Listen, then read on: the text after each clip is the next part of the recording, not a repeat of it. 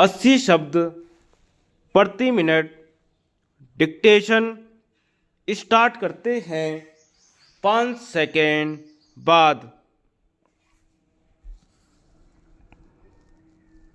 महोदय, इसका परिणाम यह हो रहा है कि जिस राज्य में बिक्री कर कम है वहाँ से अधिक बिक्री कर वाले राज्य में सामान आता है।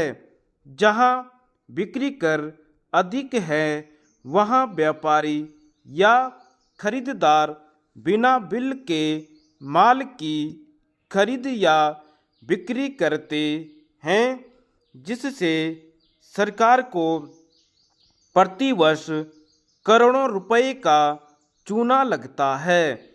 इसके साथ ही अधिक बिक्री कर वाले राज्यों में बना माल दूसरे राज्यों में बिक नहीं पाता है और व्यापारियों को इससे भारी हानि उठानी पड़ती है। अधिक बिक्री कर वाले राज्य से उद्योग व व्यापार कम बिक्री कर वाले राज्य में पलायन कर जाते हैं। बिक्री कर की अलग अलग दरों के कारण एक राज्य से दूसरे राज्य में जाने वाले या वहां आने वाले माल की जांच पड़ताल तथा कर चोरी रोकने के लिए सभी सरकारों को जगह जगह बिक्री कर अवरोधक लगाने पड़ते हैं, जिनके अमल पर सरकार को करोड़ों रुपए व्यय करने पड़ते हैं। इसके अतिरिक्त इससे भ्रष्टाचार को बढ़ावा मिलता है।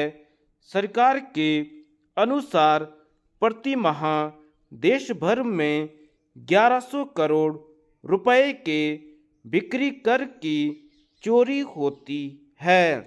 उल्लेखनीय है कि भाजपा ने अपने चुनाव घोषणा पत्र में बिक्री कर तथा चुंगी समाप्त करने का वायदा किया था।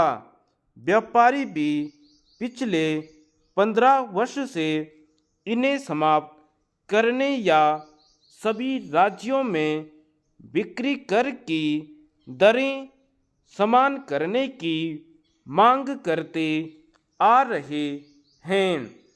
सरकार ने बिक्री कर व चुंगी तो समाप्त नहीं की, लेकिन उत्तर क्षेत्र के 7 राज्यों ने सैद्धांतिक रूप से बिक्री कर की दरों में समानता लाने के लिए जो सहमति व्यक्त की है वह एक सही तथा सकारात्मक कदम है। बस आवश्यकता इस बात की है, इस बारे में शीघ्रातिशीघ्र सभी सरकारें निर्णय करें तथा उसे कार्यान्वित करें। वैसे तो अच्छा यह होता कि सारे देश में ही बिक्री कर की दरें समान हों, जिससे न तो जनता की परेशानी हो और न ही व्यापारियों को।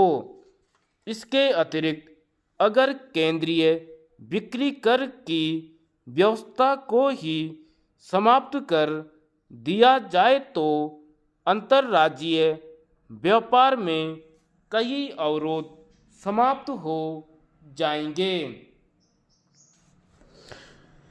इसी प्रकार कई राज्यों के पास अतिरिक्त पानी है, जिसके कारण वहाँ अजीब समस्या उत्पन्न हो गई है, जिसके कारण उनकी नदियों का पानी यूं ही बहकर सागर में चला जाता है, जबकि कई राज्यों में सिंचाई तथा पीने के लिए भी पानी का अभाव है। दिल्ली की स्थिति यह है कि आने वाले कुछ वर्षों की 60% आबादी के लिए पेयजल की समस्या उत्पन्न हो सकती है। इसी कारण दिल्ली की मुख्यमंत्री ने पड़ोसी राज्यों से दिल्ली को पानी व बिजली संकट से बचाने की अपील की है। दूसरी ओर हरियाणा ने सतलुज यमुना संपर्क नहर के निर्माण का मामला उठाया है। अब पंजाब तथा हिमाचल प्रदेश में कुछ विद्युत परियोजनाएं निकट भविष्य में पूर्ण होने जा रही हैं। इससे इन राज्यों में जो अतिरिक्त बिजली होगी उसे विद्युत संकट वाले राज्यों को दिया जा सकता है। धन्यवाद।